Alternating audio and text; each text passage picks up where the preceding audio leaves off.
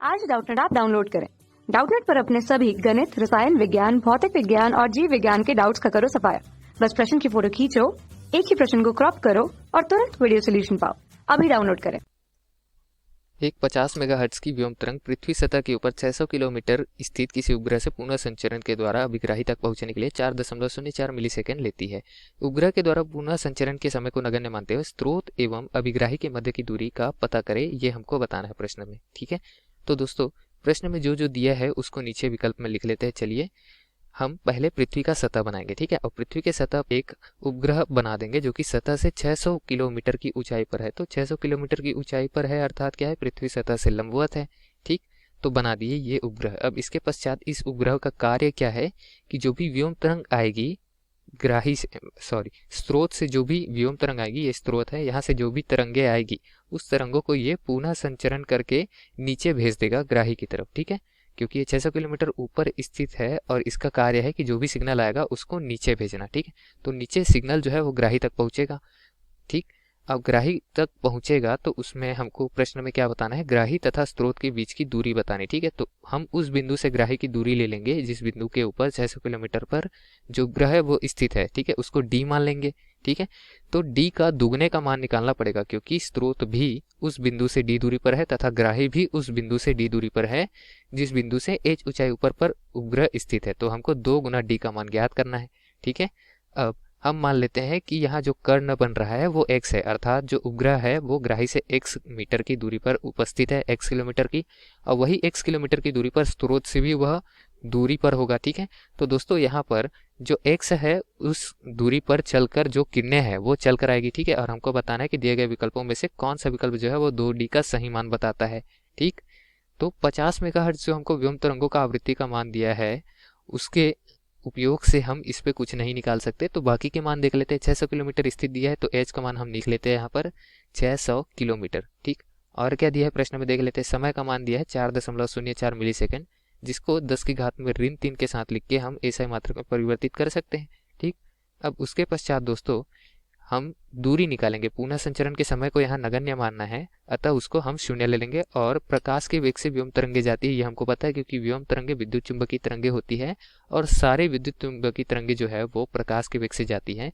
तो चाल बराबर दूरी गुना समय होता है। ठीक है, चाल बराबर दूरी बटे समय होता है, तो यहाँ दूरी निकालना है, चाल गुना समय हो जाएगा। ठीक है, दूरी यहाँ कितनी है, कुल 2x है, तो 2x बराबर में c गुना t लिखेंगे क्योंकि c प्रकाश का वेग है अर्थात चाल है और गुना समय t है। ठीक है, अब उसके पश्चात क्या करेंगे, हमको x का मान चाहिए। ठीक है, तो x बराबर में क्या हो जाएगा, चलिए लिखते हैं c गुना t बटे में 2। ठीक है, और c का मान 3 गुना 10 की घात में 8 मीटर प्रति सेकेंड होता है जो कि प्रकाश का वेग है, याद होना चाहिए।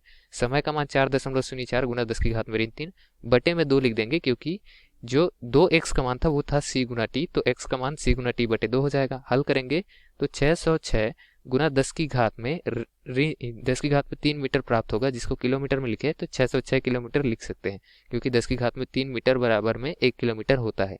तो x का मान हमने ज्ञात कर लिया और हम क्या जानते हैं, ये ऊंचाई जो है पृथ्वी पर लंब है अर्थात ये 90 अंश का कोण बनाएगा। ये समकोण त्रिभुज की तरह दिख रहा है हमको, तो समकोण त्रिभुज के लिए हमको अगर 2 भुजाओं का मान पता हो, तीसरी भुजा का मान हम ज्ञात कर सकते हैं। कैसे, कर्ण का वर्ग बराबर आधार का वर्ग गुना धन में लंब का वर्ग। ठीक है, तो यहाँ d और h जो है क्रमशः दूरी और ऊंचाई वो आधार तथा लंब हो जाएंगे। हमको d का मान चाहिए तो d की घात 2 बराबर x की घात 2 ऋण h की घात 2 लिख सकते हैं। x और h का मान है तो d के वर्ग का मान हम निकाल सकते हैं। ठीक है, और x का मान 606 की घात 2 रख दिया, x की घात 2 का मान, h की घात 2 का मान 600 की घात 2 रख देते हैं। ठीक है, अब उसके पश्चात दोस्तों ये हमको d का घात 2 का मान दे देगा, इन दोनों का अंतर जो होगा वो। तो d के घात 2 का मान गणना करने के पश्चात हमको कितना प्राप्त होगा, 7236 किलोमीटर की घात में 2। d का मान चाहिए तो वर्गमूल कर देंगे और वर्गमूल करने पर 85.06 किलोमीटर हमको d का मान प्राप्त होगा। लेकिन हमको ग्राही तथा स्रोत के बीच की दूरी की गणना करनी थी जो कि प्राप्त किए हुए मान के दुगने के बराबर है। ठीक है, तो हमको 2d का मान ज्ञात करना था, हमने ऊपर लिखा भी हुआ है 2d का मान हमको ज्ञात करना है। तो जो मान हमने निकाला है d का उसको 2 से गुना कर देंगे तो लगभग हमको कितना प्राप्त हो जाएगा, 85.06 गुना 2 अर्थात 170.12 किलोमीटर, जिसको हम लगभग 170 किलोमीटर मान सकते हैं। ठीक है, हमको प्रश्नानुसार दूरी का मान ज्ञात करना था 2d का मान, तो उसका मान हमारे पास में आया 170 किलोमीटर। ठीक, तो यही दिए गए प्रश्न का हमारा उत्तर है दोस्तों। अब चलिए हम विकल्प में चलकर देखते हैं कि कौन सा विकल्प जो है वो दिए गए प्रश्न के उत्तर के लिए सही मान दर्शाता है। तो हम देख रहे हैं विकल्प क्रमांक बी में दिया है 170 किलोमीटर, जो कि दिए गए प्रश्न का सही मान है। अतः यही हमारे दिए गए प्रश्न का उत्तर है। धन्यवाद। कक्षा 6वीं से 12वीं से लेकर नीट, IIT, JEE वो एडवांस के लेवल तक 1 करोड़ से ज्यादा छात्रों का भरोसा। आज ही डाउनलोड करें डाउटनेट ऐप या व्हाट्सएप करें अपने सारे डाउट्स 8400 400 400 पर।